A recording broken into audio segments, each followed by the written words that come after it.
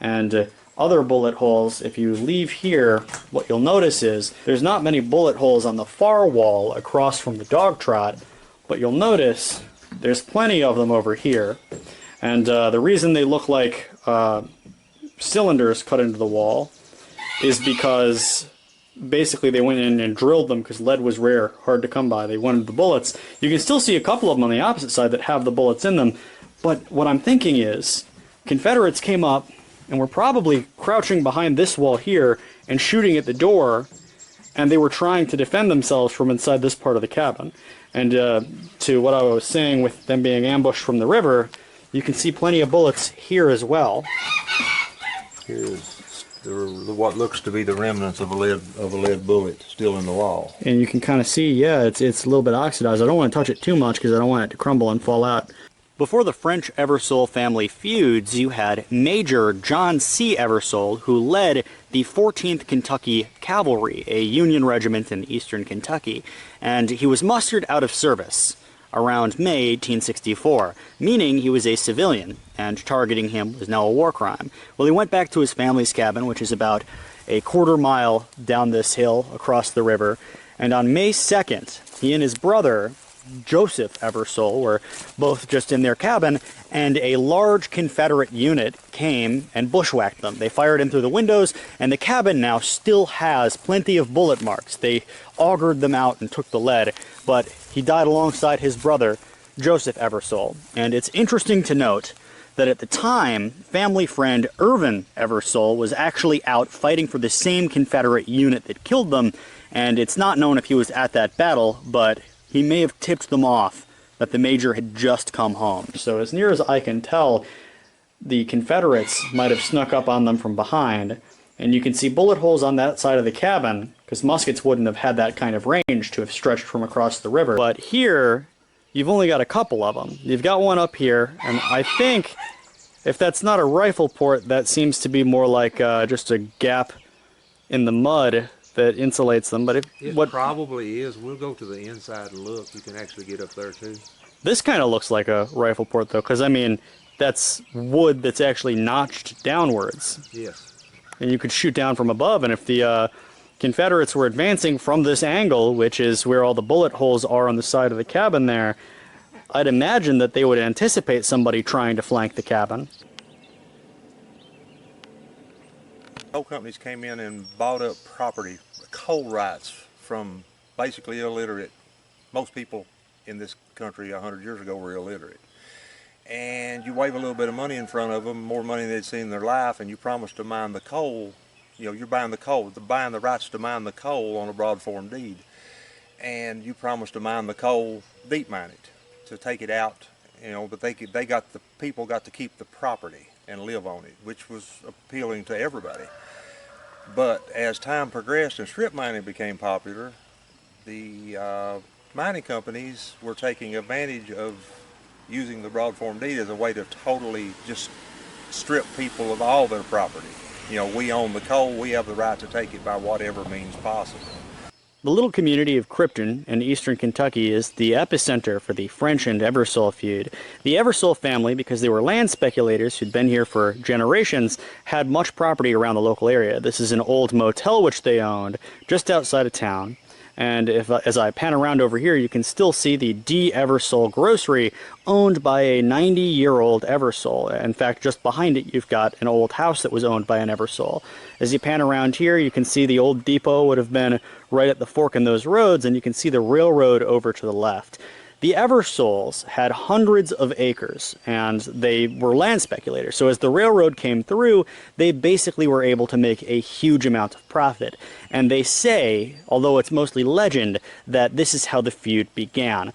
The railroad ran through, and Joe Eversole recognized that the French family had moved in very recently.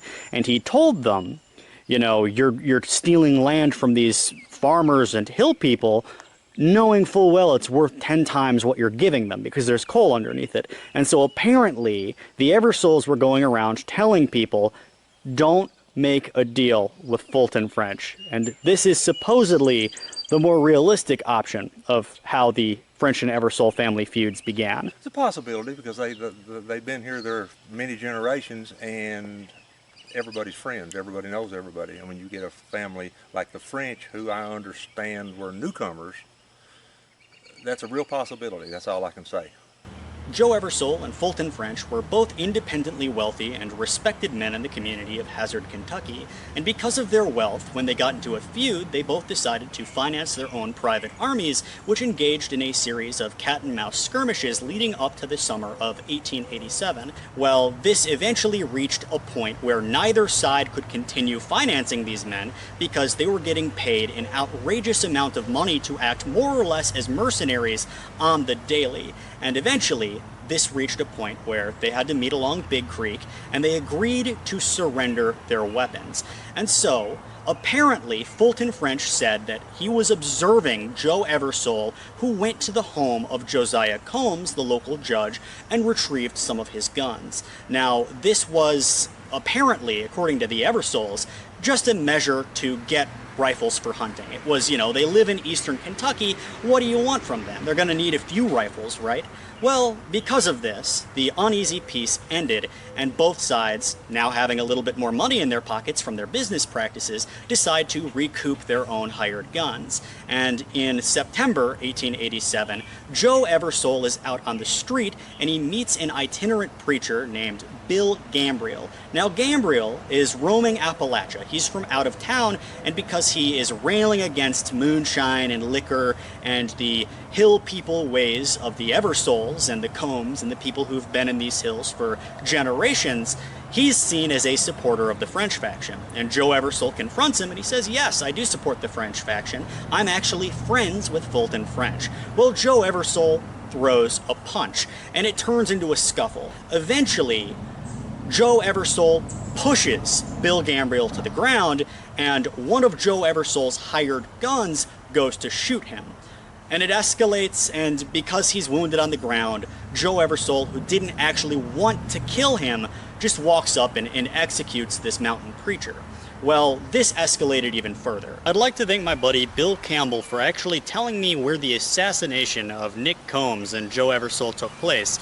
He said that he has very distant family relatives who were the first ones to discover the bodies. Basically, the story here goes that Judge Josiah Combs was transporting a prisoner with his relative Nick Combs, and Joe Eversole was actually the stepbrother of Nick Combs. So they were all walking down this river outside of Hazard, Kentucky.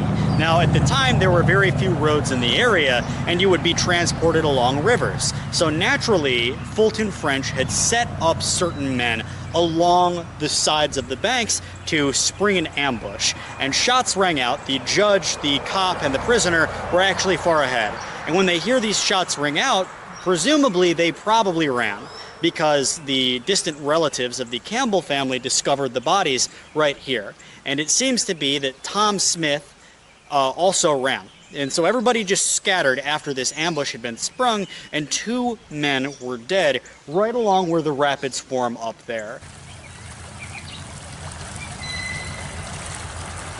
And what I think is so interesting and ironic about this is that this ambush was sprung right where the peace treaty was signed, because it was signed along this creek.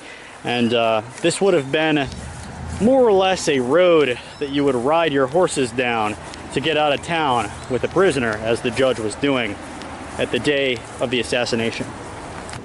There's very little info online about where you can find the graves of the assassinated members of the Eversole clan. Not only am I here to show you where they are, I'll also point out a couple of locations from the Battle of Hazard, 1888. Now, this is the Consolidated Baptist Church, and the graves of Joe Eversole, Nick Combs, Judge Josiah Combs, and John Campbell are right here on Graveyard Hill, behind the Consolidated Baptist Church, between that and the First Presbyterian Church.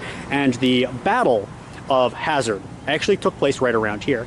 Basically, after the death of Joe Eversole, his friend and close business partner, John Campbell, decided to take control of the Eversole faction's private army, and more assassinations followed at this point in the war than anywhere before.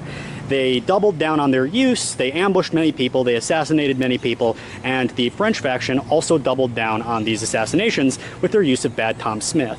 Well, this exhausted the patience of local law enforcement, who decided to call in the actual army, which occupied the town beginning in November to enforce trials. Well, on November 8th, apparently, John Campbell, late at night, decided to get drunk and shoot a gun off of Graveyard Hill.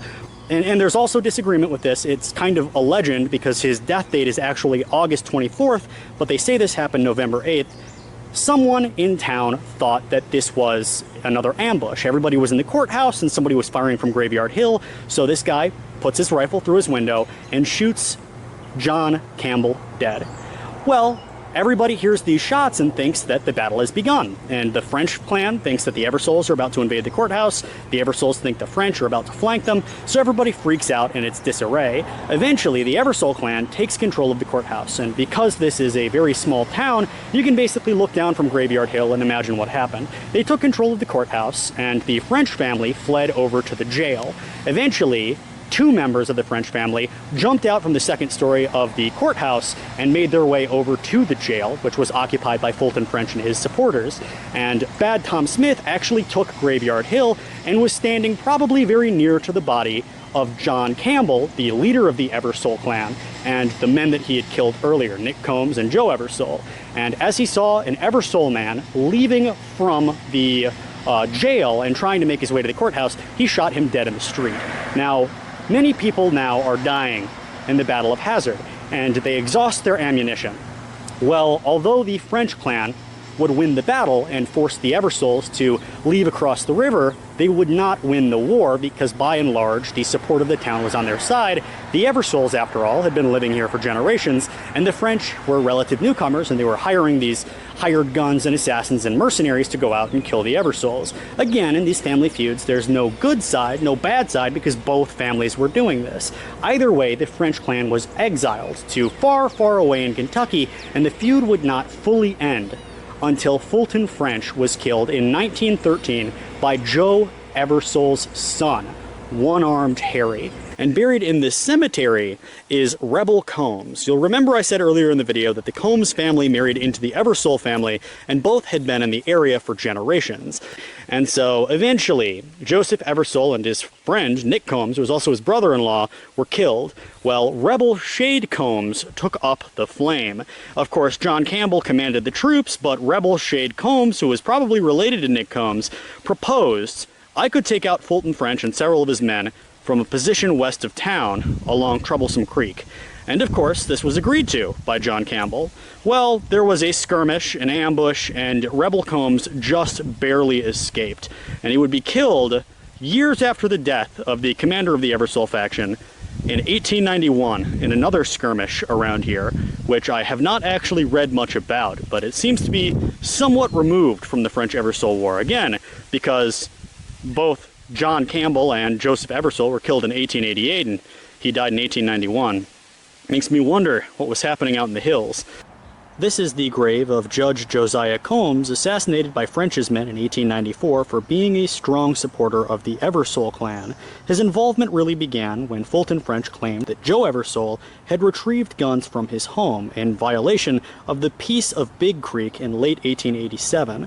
When Joe had killed a preacher of the French faction, French supporters naturally demanded that he put out a warrant for his arrest, but when he refused, he was marked for death. They tried several times to kill him and soon succeeded in ambushing and killing Nick Combs and Nick's stepbrother, Joe Eversole, as the judge was transporting a prisoner, ironically along the same river where the French and Eversole families agreed to peace years before. After this, Josiah would leave for several years, but eventually came back. One day in September 1894, his neighbor motioned for help, explaining he was having some issues with cutting his lawn. When Judge Combs walked over and was distracted, 4 men rose from the bushes and assassinated him in full view of his family.